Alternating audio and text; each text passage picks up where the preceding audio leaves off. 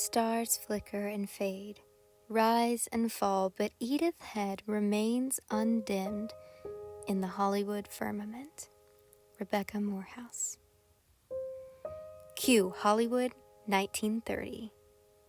Considered the golden age of Hollywood and running until 1960, costume designers were an integral part of the filmmaking process.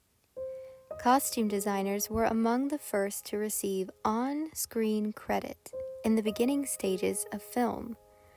Costumes were popularized and featured in magazines and shop windows, and the designer's name sometimes rivaled those of the actors.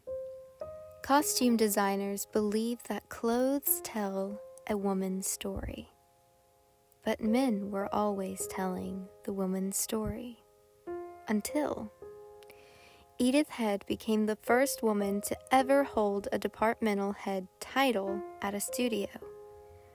Her skill with designing costumes for film, along with her business prowess, earned her a long and iconic legacy, and 8 Academy Awards, even during a time when Hollywood aimed to minimize the visibility of individual workers. There were few opportunities for women in the studios.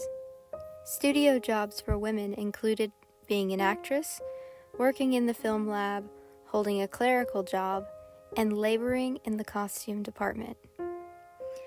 History has labeled costuming as women's work on the basis of type, work with the needle and thread, and the historical records of who mostly did this work: women. There were some men who required to learn how to sew their own clothes, like sailors and soldiers, and of course the professional tailor. Many women sewed out of necessity and amusement. Needlecraft was considered an essential component of female virtue. Even thimbles were adorned with repetitive ideas of femininity, sex, love, marriage, and fertility. Take, for instance, the implications of this letter from 1811. Sewing fills up the interstices of time. It accords with most of the indoor employments of men who do not much like to see us engaged in anything which abstracts us too much from them. It lessens the ennui of hearing children read the same story 500 times. It can be brought into the sick room without diminishing our attention to an invalid. Head cultivated her popularity by having an extensive and unconventionally long freelance career, both in and out of Hollywood, mostly at Paramount Studios. Freelancing contracts allowed Head to have proximity to the stars and more control over her projects.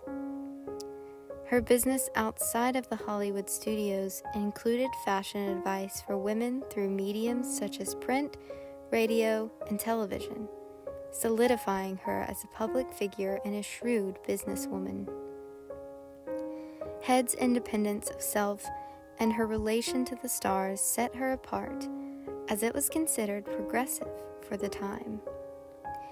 Yet her fashion was always nostalgic, feminine, and quite conservative. And she upheld her values and never changed with the times, even during the fashion revolutions of the 1960s and 70s. This is called her style philosophy, and it involves ideas about fashion and gender. Both her designs and style advice supported more conservative values and domestic femininity. She also believed in having a trademarked look. Hers was the bangs, the glasses, and her 3 main colors: black, white, and beige.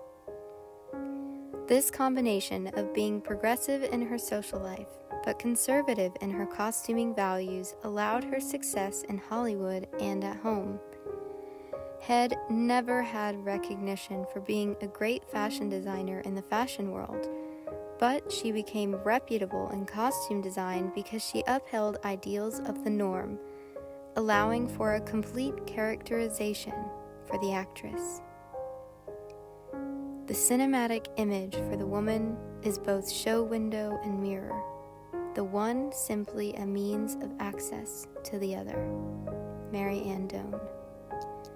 A costume designer was supposed to inspire and emulate the Hollywood fashion of the time. And Head helped shift costuming as wearable for regular women rather than only in a high fashion setting. She had the ability to design for young clothes that were playful and yet demure and dramatic.